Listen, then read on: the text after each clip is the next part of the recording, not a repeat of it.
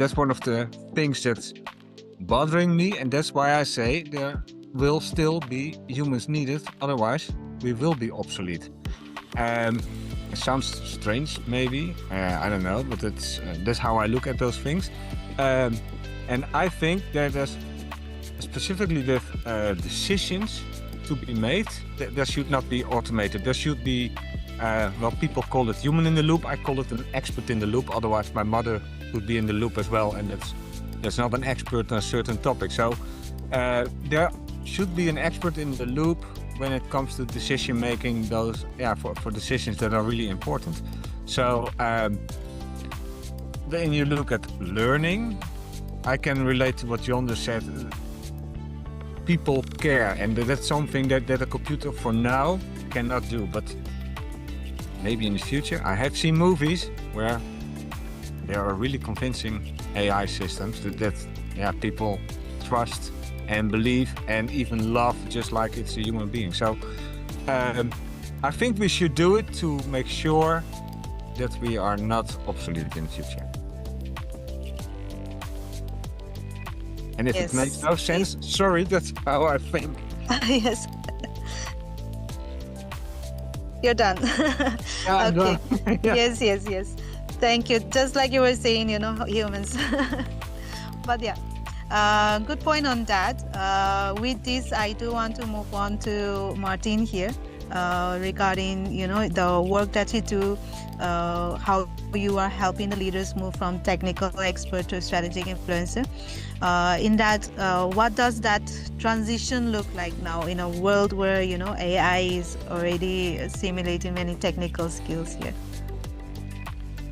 Well, I think that, AI is exposing the difference in between expertise and leadership much faster than before. I mean, nobody can take away your experience that you have gained throughout your professional life or life as a whole, but I mean, expertise can be obtained rather quickly now if people have access to AI, then they have access to a lot. And many technical leaders, they build their identity around being, the person with the answers. But, in order to be really influential leader, I suppose at the age of AI, you have to be the person with the questions, right? So the leaders who grow successfully, I would say they are the ones who stop competing on information, what they have obtained, but they start focusing on their influence. And before having an influence, you have to have a trust, or in order to have an influence on your team, your partners, customers. So instead of proving that you are the smartest person in a room, you might be, but really ask the question, how can I help my team to move forward? How can I create trust, clarity, things like that? And those are much more human capabilities. Machines have difficulties in beating us in that. And machines perform routine tasks much better than we do, as Jan just explained. And the speed of performing those tasks is rapidly increasing. I'm not sure that we can perform much faster and make our teams to keep up with it. But I believe that modern managers are true pacekeeper in a sense that they use the tech to speed up all the routine tasks in order to have more time for the human touch, more time for one-to-one meetings, explaining, creating trust, those human touch points. And the guys who do that, I think they are winning from the tech that we have now available for us. Yes. We do see a lot of, robots coming out trying to imitate the human emotions. So you never know. But like you said, influencers, we do need motivational influences to handle that. Definitely, I do agree. Okay, so moving to the next question for Dr. Siggy here. Sigi, I know that you do work with your team in, mentoring them and mentoring the students and helping them with certification programs in tech careers and such. So I want to ask you, what is your human mentorship? How does this human mentorship provide that AI training tool has not been able to replicate in your experience? So I unmuted again. The most important thing is really to provide the things and to help all the colleagues, all the people to make it available, to give the possibility and to let them grow with knowledge. Because it's so important that everybody is growing in knowledge, because if you don't keep going up with the times and learning, you will be left behind. So there is no discussion if do we need AI or whatever. AI is already there.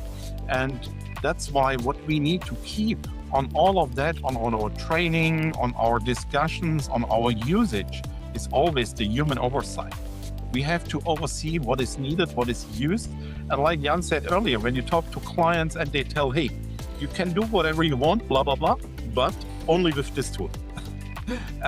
Things like that. Or also, I think John was it, when he said, but the management wants to do it like in the earlier days. So it's like if you talk about agile, that was before the AI topic, a big topic, when people were talking about, we want to run agile, but not with the management. The management is still relying on micromanagement. And this is the same. It has to come from the top to the bottom. And in all of that, it has to be really clear in all the confidence and the communication and prioritization. Otherwise, they will struggle. And this is the thing I want to try also when I discuss with those people, or when you talk really with people 2-3 decades younger than us. Besides you said, all of us know that history of 30-40 years ago pretty well. But when we talk to people in that a young age, there's a big difference, and we need to try to understand them and their emotions, their passion on the things. And in parallel, the experience, like Martin said, is something we can bring in. But also the experience combined with the expectation of the modern technology and our openness is also a thing how we can bring the human mentorship in, because we have to agree and accept that they can have a different opinion because of their experience, because they also already have experience in a different way than we do. But because of that, we have to work together. And at the end, it's all communication on that. That's really clear, my view on that. Really good answer, Dr. Sigi. Thank you. I have seen as a manager myself, I do get a lot of requests, if we have programs for nursery kids, nursery kids and then school kids. So it's so surprising that people want to, start heading on to AI from that age, like giving the learning. But our main motive should be, training the people, looking over them. So definitely we have to listen to this. Okay, so that is the end of Spotlight Round 2, and now we'll move to the final Spotlight Round 3. I believe we are doing good on time. First question would be again for John here. So John, success is measured in behavior change, not learning completion. So how should organizations think about evaluating whether an AI learning investment actually worked for you?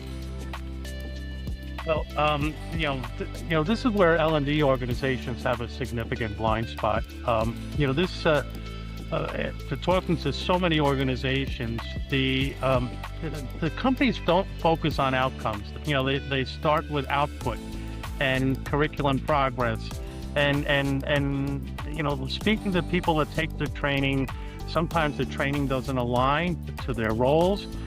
They don't find it useful because it's not aligned, and it's not visible to them to how it's really helping them improve. So, this started with Kirkpatrick's 4 levels, level 1, did they like the curriculum? Level 2, did they learn it? And those are easy to measure, right? And almost meaningless for predicting behavior change in the workplace. Behavior and results and the measured outcomes are harder to measure.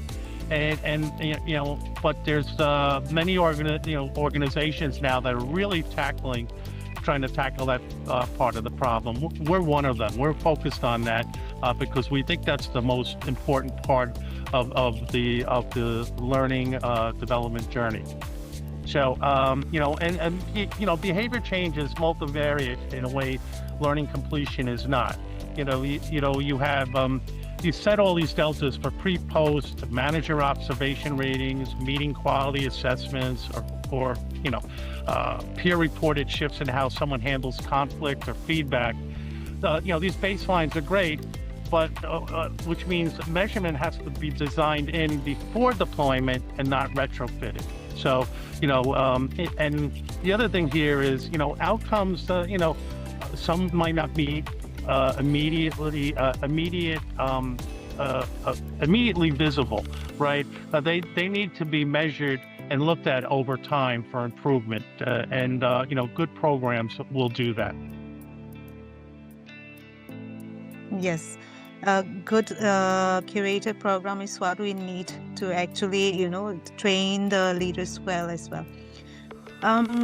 Just want to give a quick heads up to our participants that you can leave your questions on the chat box anytime during the rounds, so that you don't forget your question later on, and then we will take it in the end. Okay, so a question for you, Jan. You have worked with individual professionals and full organizations. So what signals do you see from employers that indicate that they take an AI credential genuinely seriously?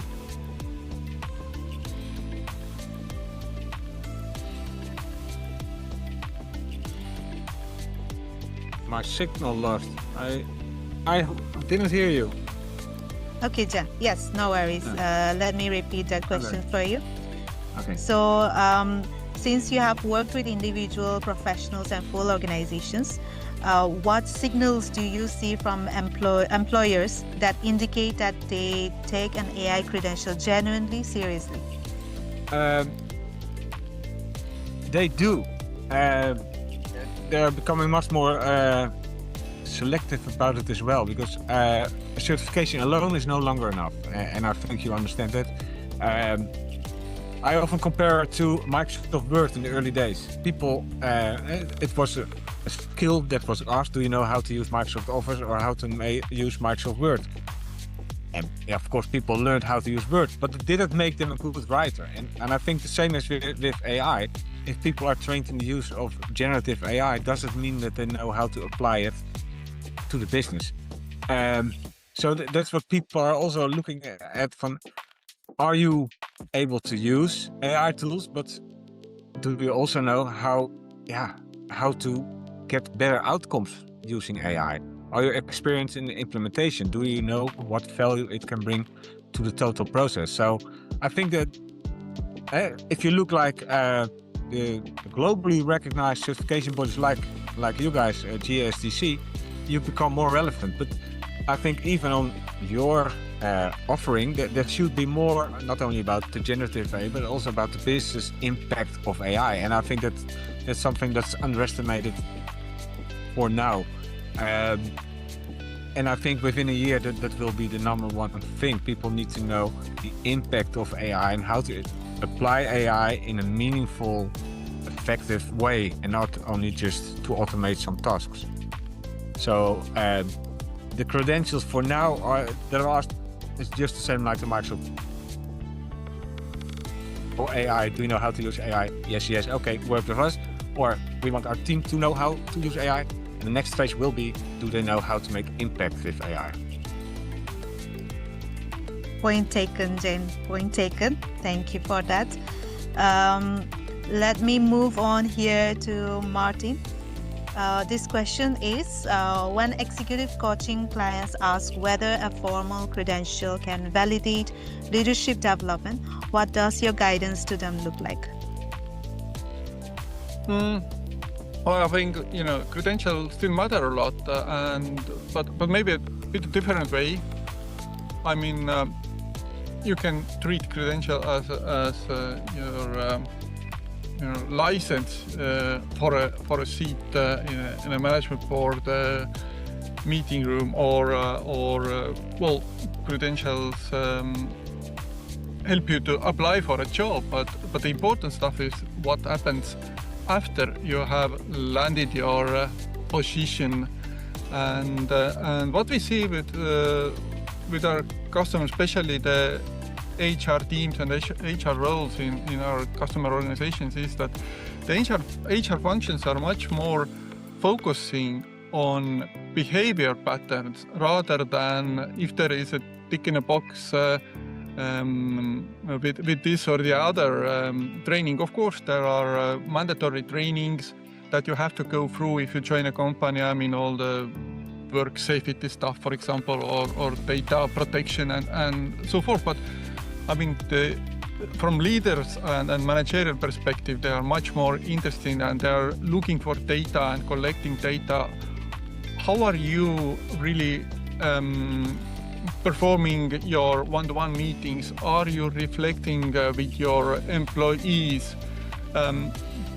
Your employer brand, or as a matter of fact, your brand as a leader is shaped by your direct reports on several social media platforms anyway, on top of your internal corporate platforms. So be aware of that, and really you have to communicate. But what is communication? HR is very much recently interested in whether the communication for you as a manager or leader is just talking, or does it include listening, and really what happens when you listen? Are you reflecting, and how does it relate to employee engagement, performance, maybe loyalty in your team? Stuff like that. Those matter. So credentials are important. They help you to land you that position, but that's like a qualification round only. Yes. Well, having the credential, yes, give you the qualification, but the main thing is you're learning, right? What you are understanding, what you are capturing, and what you are implementing in the end. Absolutely. So, yes, thank you, Martin. So, Dr. Segi, we'll move on to this quick question here for you. For any programs that you design, that lead directly to employment outcomes, what has changed in the last 2 to 3 years about what employers demand in terms of verified, demonstrable competency? Yeah, so you see, a lot of companies have started, for example, interviewing with AI and analyzing how the people are talking and do a profiling on that. Honestly, I don't like that, because you can focus on that, you can manipulate on that. The best is always speak direct to the people. But let me give you one example, and that's why we're coming to that point, why training and why validation. Validation more than training is more and more important, in my opinion. We have run a test, so we have a bunch of people globally, and we were running a test with developers, software developers, and we gave them AI-driven test scenarios. And we returned their results. And at the end, it was like an AI battling, because those guys were also using AI for answering. And so we have validated those results. We have validated 80 to 100 candidate results during the last 2 years, and figured out really that this was ChatGPT or whatever used for the answering, because you can figure that out. And this is something, it will not help us with a real battling on that. So what we did now for real concrete tasks is that we do a live coding. I want to see with my own eyes, or my seniors want to see how those people are challenging the things. But beside that, and before they go to an interview, we want to see validated trainings, knowledge, proofs. And this must be with an organization we can rely on, because otherwise you can create any certificate also with AI pretty easy and simple, and there is much more fake in than you can believe in what is possible with the AI. And based on that, when you clone people and all that stuff. But if you go to a real interview with the people and stuff like that, We also ask for don't have a background in there. I want to see if anybody else is in the room, if anybody else is giving you a hint or whatever, if anybody is typing you something or whatever. We need to be really clear in the human communication, but in the upcoming, before going to an interview or to a real test or whatever, we need to have a proper validation, and that's why training is the preparation for the validation. And the validation must be serious and reliable, because otherwise, how can we do that? Then we have really an AI battle to what is the stronger AI, and at the end, in a real situation, in a real coding activity or whatever, it is not working out for the client.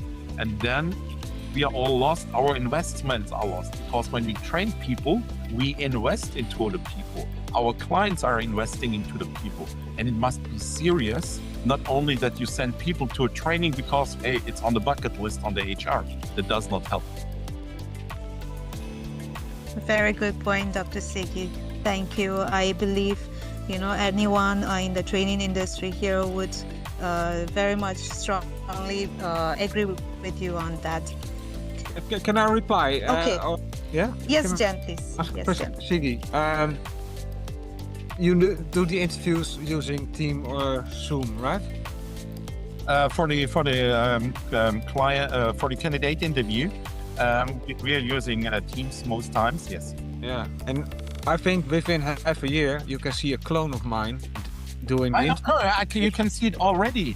That's why one thing is no background and all that stuff, which will make it harder. But also then with the clone, I was playing with AI clones already, so I'm fully aware of that. So only live meetings in person will do. That is possible if you have the people physically, locally at your location. If you don't have those people there because you have a remote team, for example, then it's not possible. If I'm in Switzerland, the people are in Malaysia or in Singapore or wherever, and the client is in the US. So this is the collaboration world in general, for sure. But because of that, also, once in a while, really stupid thing, take the phone. Also, you can fake a voice on phone, but coming back to my previous answering, communication is key. Talk to the people like we do, and speak to the people, and then really keeping the human oversight. You have to see, you have to feel, you have to also, that's why we go for real coding.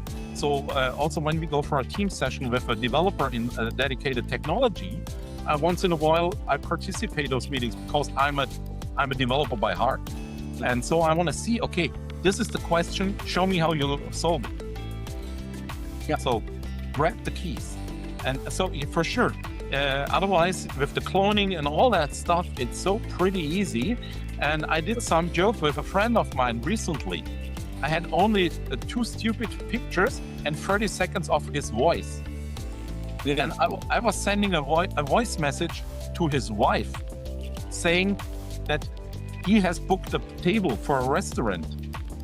And he did not, but she was showing up. But I was nice and was calling the restaurant up front and had booked the table. And then I was calling him and sent him to the restaurant too, and his wife was already waiting.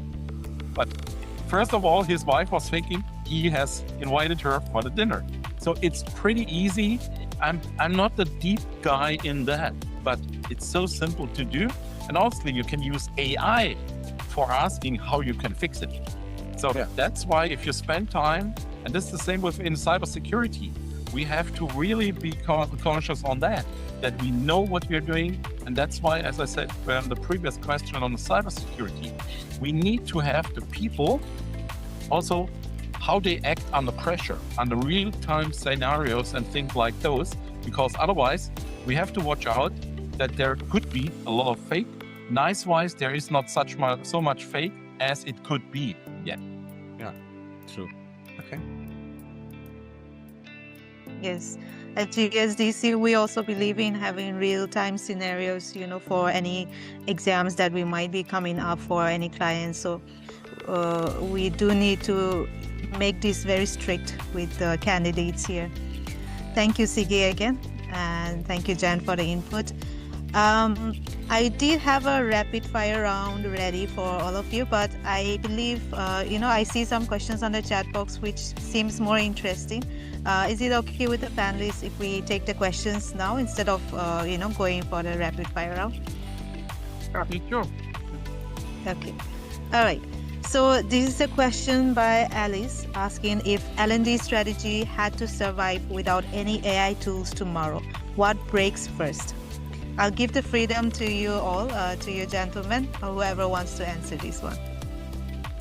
Can you repeat the question again? Sorry, I didn't get it right. Yes. From Ellen. Oh, from if Ellen. I see it in L&D the chat. strategy. Yeah. Yes.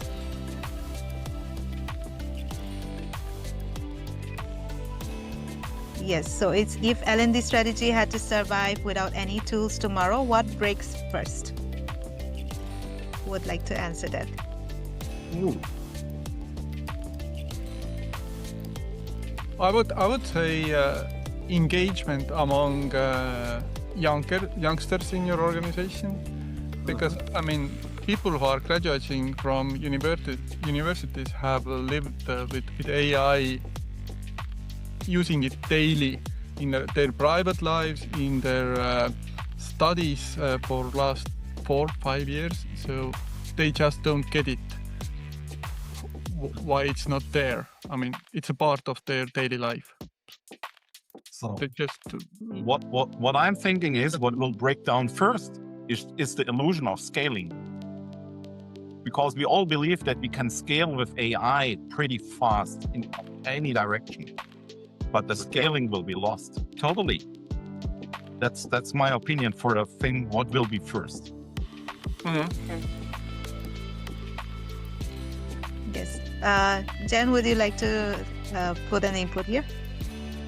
Yeah, but I'm not done thinking because I have some different. Sorry. So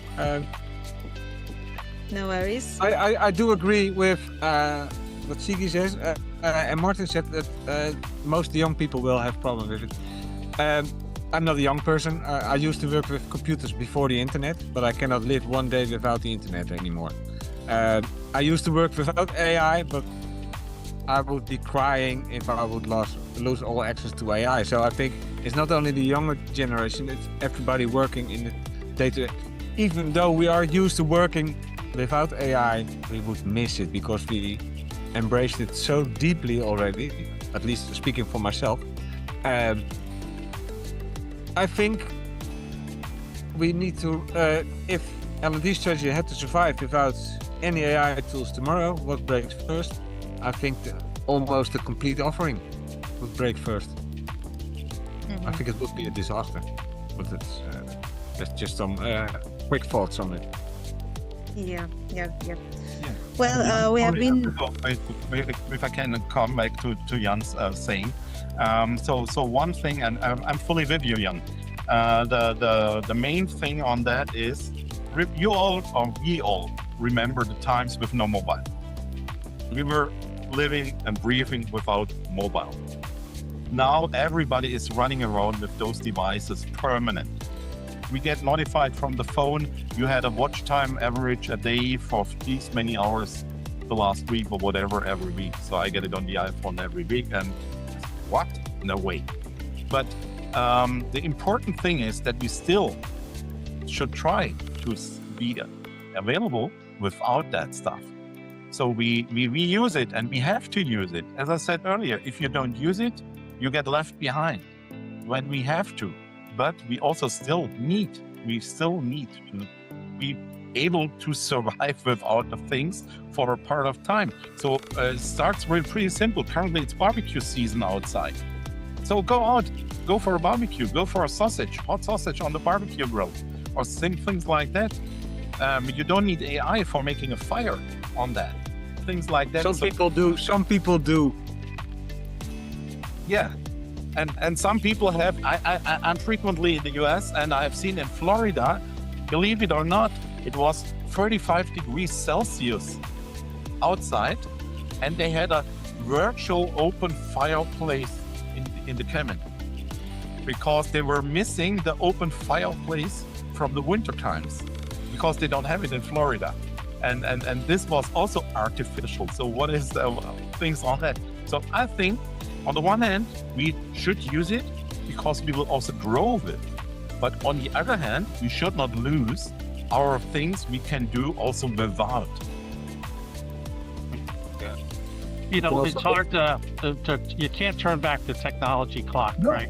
We shouldn't. We shouldn't. Absolutely not. But I think what would be sorely missing here is the knowledge transfer and knowledge transfer at scale. You know, organizations move at a far different speed now. And, you know, one of the elements that we focus on is really, you know, the importance of knowledge transfer. You know, learning something and applying something are two different things. And AI really gives you the ability to apply knowledge in scenario-based learning, experiential episodes. So I think there would be a big loss there in terms of the quality of development and the speed of development. Yeah. Absolutely, 100%. And John, sorry that I interrupt you again. So, John, this is something we see often really in software development. Yeah. Because it's all documented automatically. Nobody is reading those documentations. You have a change of the people and the knowledge is in theory there, but the exchange has not happened. And this is exactly what you're illustrating. Yes. Well, yes, you know, this perspective has been really heartbreaking. And then we went from, you know, the AI to the open space of an actual situation as well. Yes, we do need to, you know, remember our roots. Just yesterday, I saw that before all this technology started, we used to remember phone numbers, you know, like several phone numbers now had. But now we can't even remember an OTP number. So, you know, those things are the differences that is happening right now. I do know the phone number of one of my friends when I was really young. I will never lose that number because I used to call it, and now same here. Memorized. Same here. Yeah, but probably it was only 4 or 5 digits, my friend. Yeah, 5 digits. I use it as a login code now because it's easy to remember. Yeah, I think the stuff that we are talking about is of course industry specific, but you know, back to my point with the youngsters, they don't talk to phones. I mean, talking is a face-to-face practice only. I mean, cell phones, mobile phones are just multimedia devices meant not for talking. So it's like. I mean, the patterns, of course, depend on the industry you are in. If you are building roads or bridges, then it's a bit different practice than in banks and insurance companies or consulting companies. Yeah, depends little bit. Yeah, depends. Yes. Okay, so without going furthermore, I want to take one more question here. Maybe this could be the last, and all of you can answer this. This is if an AI acts like it cares in healthcare, mental and emotional therapy, or teaching, and gets the same result as a human who cares, what's the actual difference and why should it matter?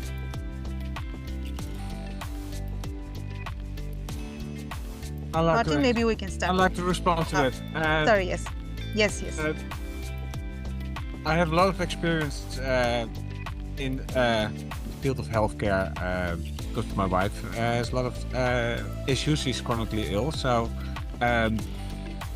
I noticed along the way in the past 10 years that a lot of people pretend to care. And that's okay. I look at it from the sideline, and I know how people respond to even pretended care. So I think it should not be a problem if some things are replaced by machines or AI, because you want to be heard, you want to be replied, you want to be answered, and it can also be done by AI. Especially if you look at elderly people who are becoming. Who get dementia, they are really happy if they can play with a robot and the robot responds to them. So I think it should not be that big of an issue. But yeah, I like to make a statement that people can respond to. So if you do not agree, please reply. I think it's made improvements, but once again, care is kind of a human-to-human thing. You go to your doctor, and a doctor can read between the lines. The AI can only respond to what you give them, right? You can explain all some of your symptoms, but the doctor can look at you and say, "You've given me all this, but you're very flush, or you've got this rash on the side of your neck that you haven't seen." I just think there's a totally another dimension to care in the healthcare world that AI is certainly not going to match now. And it's come a long way. I think it has a long way to go. Yeah, if I may add that I think self-awareness is a very important point in this discussion, and also the ability to let go, or on the other hand, the attachment to whatever you read or hear from AI. I mean, it's so easy to become in love with something very positive and drive yourself crazy with the feedback that you don't like, or whatever you are told, or based on, as John said, based on maybe limited information that you have provided. Providing in maybe 10-15 years time, the AI knows more about my health than I have ever even heard. So in that scenario, it might be very useful, but still, how do I really receive it is up to me. And there are, of course, extremes where we have to be cautious, because people may not be in a right position to receive it in a neutral manner. I'm not a doctor, I cannot really put it in maybe correct terminology.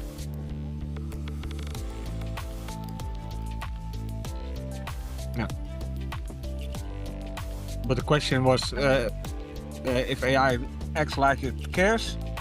I have seen people respond very positive on AI when they discuss their problems or their issues or the mental state. And if AI just say, okay, it's okay, you'll be fine, and have a look at this or think about that, it helps for some people, specifically if care is not at hand or the waiting lists are too long. I think it can. So value as well. Jan, I'm with you. It can help, and we have seen that a couple of years ago already, starting in Japan with pets, with robot pets, for example. And so it is too generic if we discuss this. We cannot discuss, because it's different if I have, like you said, Jan, sometimes for people it's easier to talk to a machine and let the machine know, because there are no emotions they have to take care of. They need to, they can talk to that machine, and the machine is not getting angry or whatever. It just listens. The same is with the pets, which I mentioned. But honestly, I would not like to have that a machine is deciding to switch off my life. So it depends. That's why this topic I think is a little bit too generic for in that. But there are a lot of small pieces, snippets, where it can help massively, especially also in analyzing. Or recently I have discussed with a friend of mine here. He's one of the state doctors here in Zurich, and he said, I love AI in one way, if it gives me more time to look for the patient. So that's why it depends on for what we are using it. But it's up to us, it's up to the people, to the humans, to decide what can be used out of that. Or I had a discussion with a friend of mine. He's specialized on analyzing X-ray pictures with AI and provide that information to the doctors, that they can take the decisions or the medication, but they take the recommendation from the machines. So I think it's a really specific area we need to discuss in there, because it's not one big thing with one single answer. It depends on which area we are talking to, and that's why I'm fully with you that it might help for some people when they can talk to a machine or to a computer or to a pet, because it's working. So that's why it depends on in which area we are discussing, and that's why I think it's a little bit a big bubble to answer with one answer. Yeah, there's many facets of it, but I think from the patient standpoint, you have immediate access to be informed medically about your condition. You might call, you wait for the doctor's office to call back. They can't see you for 3 days. And the second thing it does, it informs you, right? Assuming that most of the information you're getting back it's gonna inform you. So when you do see your doctor, that you can ask the better questions. How many times have you been to the doctor's office and walk out and then you have 5 questions? Oh, why didn't I ask that? Then you can't get through. So that some of those inefficiencies I think are addressed, and those lower people's anxiety levels, especially when they're in need of care. So I think there's many facets to this in healthcare, and the AI structures here, they can inform, they have immediate access. They're not perfect, but doctors aren't perfect either, right? And but I think it puts you in a better position, and but I still think we need the human touch there when you come down to the wire. So it's like, in the end, it's like 50-50 when we talk about AI in healthcare. Like sometimes we have people who likes to have an emotional therapy from an actual person, like reacting back to you. So it's a no from that side. And if we talk about, how Sigi has mentioned that we don't want people reacting to what you are saying. So again, that is a yes from that side. So we have like a 50-50 on that AI to healthcare situation here. Right. Okay. All right. So we have gone a little bit over time, but thank you again for being such a sport and taking this out. I have to the participants, I have left our speakers, our panelists, LinkedIn links here on the chat box. Let me just leave it here again for your reference. If you want to connect with them, discuss further on this interesting discussion, you can always connect and have maybe pop them up with a question soon. Okay, so before I go ahead and do the closing, I do want to hear from each one of you panelists a closing statement from your side of today's discussion, and then I'll take it forward from there. We can start with John. Great. Well, thank you for having me here. It's been fun to participate and meet the fellow panelists. And look, we're in a new world here, right? There is an evolution going on here. That moving very quickly, affecting people in many different ways. Specific to how you learn, there's a lot of things that inform you, but for true transformation in L&D, you need behavior change, and you need to use the AI tools that are available to help you achieve your goal. If you're an aspiring professional, these resources are out there. If you're a leader that has seen it all, and you expect your organization to change, well, you better change too, right? Because it starts at the top, like the doctor said. And so that's kind of my advice here. Exciting times.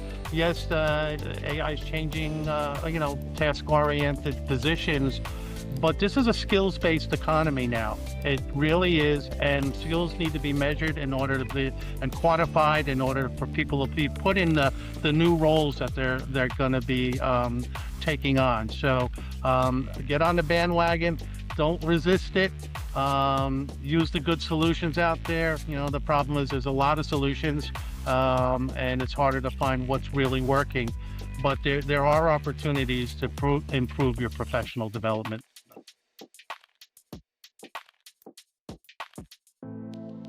Yes, if I may add, I believe that AI is not a silver bullet to all your problems, and from organizational perspective, I mean, my advice would be engage your team and build with AI and build the AI tools you need with your team, because the wider perspective is better. And as the saying goes, if you want to go far, go with other people, don't run alone. I mean, really pace your tempo in this in organizational point of view.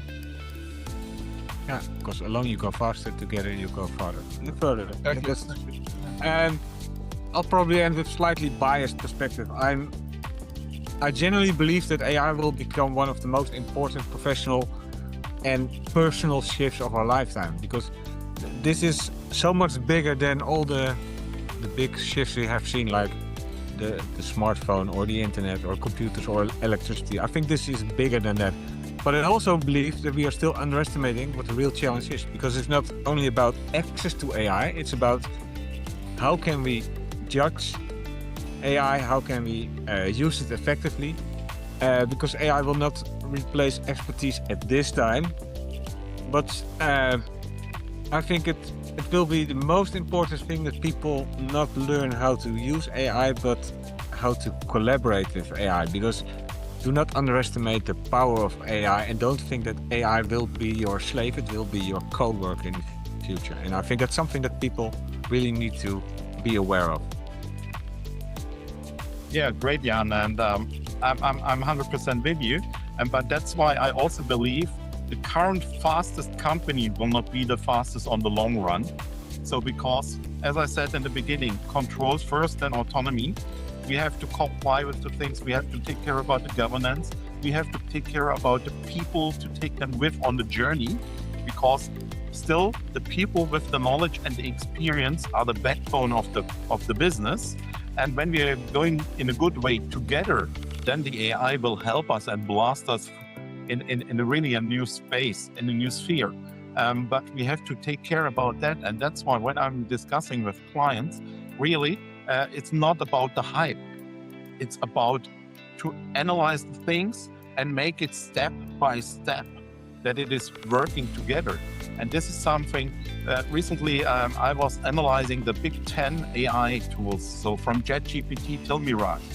And I was analyzing what is the hype in there and stuff like that. And interesting wise, like you said, one client said to you, what was it? The Microsoft solution Copilot you have to use. You should look on the other side of the fence. And this is stupid, sorry to say, because we have to have a hybrid environment and have to keep the control. And this is something which is really, as I said, control first, then autonomy. We have to think, and brings me back to my saying, Setolu, which you were thinking it's nice. Use the thing between the ears, use the brain. And saying that, I want to thank you for all the management of the session today, and also give my thank you to Simran, because of the briefing and the document and stuff which he shared up front, because this was really nice and great. And yeah, one thing I think all the panelists can confirm, it's always great to work with professionals. And this was really a great and professional preparation. I really appreciate it. Thank you. Thank you. That's well said. Yeah, thanks for the challenging questions. That's what I always like. Thank you. It was a team effort from everyone's side, and it's our pleasure, and honor to have you on the panel. Thank you again so much. But before you leave, I do want to ask everyone here if we can have a quick, snapshot, a picture of all of us together. All the audience as well can join us here. Please feel free to turn on your cameras, and we will take the picture. Yes.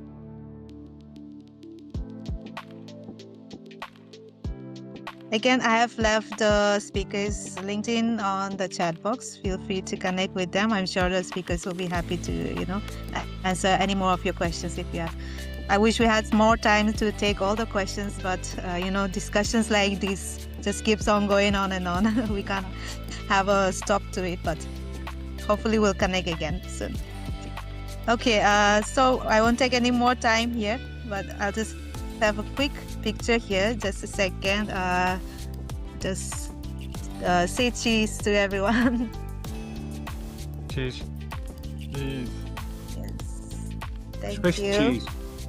Yeah, or Dutch, Netherlands Yeah, or cheese. Dutch cheese. Yeah.